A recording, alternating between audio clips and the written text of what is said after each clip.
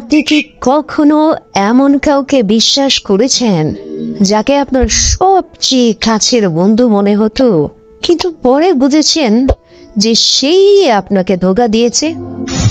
রাসূল সাল্লাল্লাহু আলাইহি ওয়াসাল্লাম বলেছেন, যে ব্যক্তি নিশ্চুপ থাকে সে নাজাত পায়। এটা তিরমিজির 2501 নম্বর হাদিস।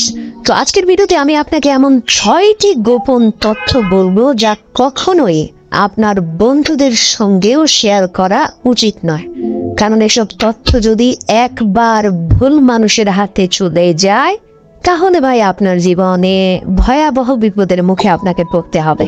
আল্লাহ তাআলা বলেন, তোমরা যেসব গোপন কথা বলো বা প্রকাশ করো আল্লাহ তা জানে। সূরা বাকারা আয়াত 284।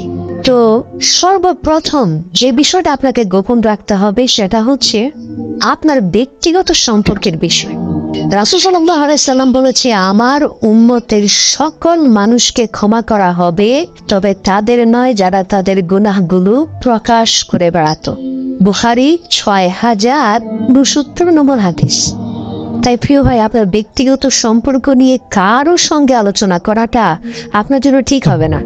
আপনি কাউকে পছন্দ করেছেন গোপনে, তাকে বিয়ে করতে চান, অথবা অন্য কারোর সাথে বিশেষ কোনো লেনদেন বা সম্পর্ক আছে, বা এমন কিছু যা হয়তো একান্তই গোপন কিন্তু আপনি মানুষকে বলে বেরিয়েছেন।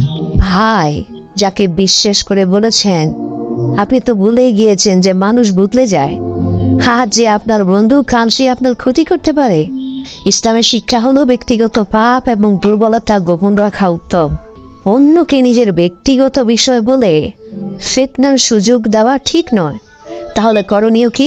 করণীয় হচ্ছে, যদি সত্যি কাউকে কিছু বলতে চান তবে এমন কাউকে বলুন যে আল্লাহ ভীরু ও সৎ পরামর্শ দিবে। দ্বিতীয় যে বিষয়, আপনার নিজের ভুল ও গোপন দুর্বলতা প্রকাশ করবেন না। যে ব্যক্তি কোনো মানুষের দোষ ত্রুটি গোপন রাখবে, আল্লাহ কিয়ামতের দিন তার দোষ ত্রুটি গোপন রাখবেন। মুসলিম শরীফের 2590 নম্বর হাদিস। অনেকেই মনে করে যে বন্ধুর কাছে সবকিছু বলা যায়, কিন্তু আপনি যদি আপনার অতীতের কোনো ভুল বা গোপন দোষ বন্ধুদের বলেন তাহলে সেটা ভবিষ্যতে আপনার বিরুদ্ধে অস্ত্র হিসাবে ব্যবহার হতে পারে। ভাই, কোরআনের শিক্ষা হচ্ছে তোমরা গোপন ও প্রকাশ্য সব ধরনের গুনাহ ত্যাগ করো। এটা সূরা আনামের 120 নম্বর আয়াতে রয়েছে। তাহলে মনে রাখবেন, 1 নম্বর, নিজের ভুল শুধরানোর চেষ্টা করুন, কিন্তু সেটা সবাইকে বলে বেড়াবেন না।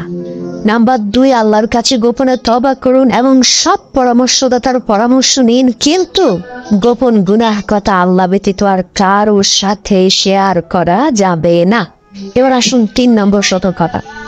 খারাপ বন্ধুর কাছ থেকে ভালো ব্যবহার আশা করবেন না। রাসূল সাল্লাল্লাহু আলাইহি সাল্লাম বলেছেন, মানুষ তার বন্ধুর দিনের উপর থাকে। কাজেই তোমরা লক্ষ্য রাখো কার সাথে তোমাদের বন্ধুত্ব হচ্ছে। তিরমিজি 2378 নম্বর হাদিস। আপনি যদি আশা করেন যে যেহেতু আপনি কারো ক্ষতি করেননি তাই সেও আপনার ক্ষতি করবে না, তাহলে ভাই আপনি ভুলের জগতে আছেন। আমাদের দেশে এমনও ব্যক্তিরা ক্ষতিগ্রস্ত হয়, হিংসা আক্রোশের শিকার হয়, যে ব্যক্তি জীবনে কারো কোনো ক্ষতি করেনি। ইসলামের শিক্ষা হচ্ছে খারাপ লোকদের থেকে সতর্ক থাকা উচিত। 2 নম্বর হচ্ছে, বন্ধ ও কপট প্রকৃতির লোকদের সাথে একেবারেই সম্পর্ক সীমিত করে ফেলবেন। এমন ব্যক্তি আছে যাদের শুধু সালামের উত্তরটা দিয়ে কেটে চলে যাওয়াই উত্তম। সমস্যা নেই ভাই, তার সাথে কুশল বিনিময় করতে গেলেও বিপদে পড়তে হবে আপনাকে। সব ক্ষেত্রে সকলের সাথেই যে আপনাকে ঘনিষ্ঠ সম্পর্ক গড়ে তুলতে হবে এটা কিন্তু ইসলামের শিক্ষা নয়। কিছু কিছু মানুষের সাথে দূরত্ব রাখাটাও ইসলামের শিক্ষা।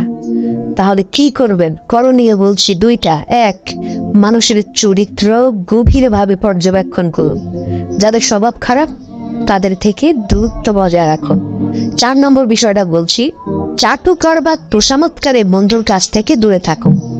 আল্লাহ তাআলা বলেন, তারা মুখে বলে যা তাদের অন্তরে নেই, এবং আল্লাহ তাদের প্রকৃত স্বভাব জানেন। সূরা আলে ইমরান আয়াত নম্বর 167। আপনার চারপাশে কি এমন কেউ আছে যে সব সময় আপনার প্রশংসা করে কিন্তু বাস্তবে কোনো সাহায্য করে না? এ ধরনের মানুষরা আপনাকে খুশি করার জন্য মিথ্যা বলে। বিপদে একবার যান না তার কাছে, দেখবেন আসল চেহারা পেয়ে যাবেন। অথবা টাকা ধার দেন, সে ভুলেও আপনার টাকা পরিশোধ করবে না। তো যখন দরকার হয় দেখবেন যে এই ব্যক্তিরা আপনাকে সবার আগে ফেলে চলে যাবে, কিন্তু দোষা আমাদের ক্ষেত্রে তারা ত্রুটি করবে না। তো এ থেকে বাঁচতে করণীয় কি? আবারও দুটি উপদেশ বলছি। এমন বন্ধুদের চিহ্নিত করুন যারা শুধু স্বার্থের কারণে আপনার পাশে থাকে এবং তাদেরকে ব্ল্যাক লিস্টে ফেলে দিন, দূরত্ব তৈরি করুন। নাম্বার 2, যারা সৎ পরামর্শ দেয় তাদেরকে মূল্য দিন। 5 নম্বর, কারোর সঙ্গে শত্রুতা নিয়ে আলোচনা করবেন না। আল্লাহ রাসূল বলেছেন একজন মুসলমান ভাই তার ভাইয়ের প্রতি 3 দিনের বেশি রাগ রাখতে পারবে না। বুখারী 6076। অনেক সময় আপনি যার সঙ্গে শেয়ার করছেন আপনার ব্যক্তিগত গোপন তথ্য, সেই আপনার শত্রুর সঙ্গে যোগাযোগ করে তাকে জানিয়ে দিতে পারে। তাই ইসলামের শিক্ষা হচ্ছে অহেতুক শত্রুতা পোষণ করা ঠিক নয়। প্রতিশোধ নেওয়ার চেয়ে ক্ষমা করা উত্তম। তাহলে করণীয় কি? কাউকে নিজের শত্রু বা সমস্যা সম্পর্কে জানানোর আগে দুবার ভাবুন, সতর্ক থাকুন এবং আবেগ নিয়ন্ত্রণ করুন। 6ষ্ঠ বিষয়, নিজের ভবিষ্যৎ পরিকল্পনা ভুল মানুষের কাছে শেয়ার করবেন না। আল্লাহর রাসূল বলেছেন নিজের পরিকল্পনা গোপন রাখো, কারণ প্রতিটি নিয়ামতের হিংসুক থাকে। তাবারানী 782 নম্বর হাদিস। আপনার যদি বড় কোনো পরিকল্পনা থাকে, ব্যবসা, ক্যারিয়ার বা ব্যক্তিগত উন্নতির, তাহলে ভাই সেটা লোকজনের মাঝে ঢোল পিটিয়ে বলার কিছু নেই। সবাইকে এসব বলে বেড়ানো থেকে দূরে রাখুন, ভেতরে রাখুন। সেই স্বপ্নের যত্ন নিন, মানুষকে বললে হালকা হয়ে যাবে। কিছু মানুষ ঈর্ষা করে আপনার ব্যর্থতা চায়, এটা সত্য, এ সবার ক্ষেত্রে প্রযোজ্য। আবার কিছু মানুষ আপনাকে নিরুৎসাহিত করবে, বলবে যে আরে ভাই তোকে দিয়ে কিচ্ছু হবে না। তো করণীয় 2টা, আপনার লক্ষ্য গোপন রাখুন। 2 নম্বর হচ্ছে পরিকল্পনা বাস্তবায়নের পর সাফল্য শেয়ার করতে পারেন, দোয়া চাইতে পারেন। শেষ কথা প্রিয় ভাই বোনেরা, এই 6টি গোপন বিষয় কখনোই মানুষের সঙ্গে শেয়ার করবে না। ইসলামের শিক্ষা হচ্ছে যদি দেখো যে নীরবতার চেয়ে তুমি যা বলতে চাও তা উত্তম নয়, তাহলে চুপ থাকো। ইমাম গাজ্জালি বলেন, চুপ থাকার চেয়ে শ্রেষ্ঠ প্রতিবাদ এই পৃথিবীতে আমি আর দেখিনি।